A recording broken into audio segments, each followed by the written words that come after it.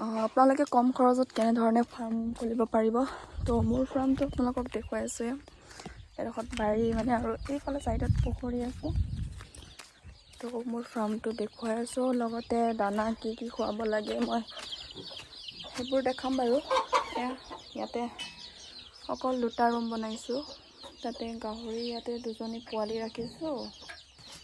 তাৰপিছত ইফালে ডাঙৰ 2জনী 2জনী প্ৰেগনেণ্ট হৈ আছে।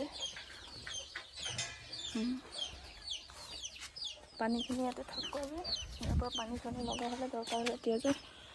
দানাটো তেওঁলোকৰ মেৰা, যিটো 5 মেৰা বুলি কয় যে, সেইটো আমি দিওঁ। আৰু আছে বাৰু, সেইটো আপোনালোকক দেখুৱাম লাহেকৈ। আৰু এতিয়া পুখুৰীটো পুৰা খালী হৈ আছে। সেইটো মাত্ৰ ইফালে 2জনী আছে আৰু ইফালে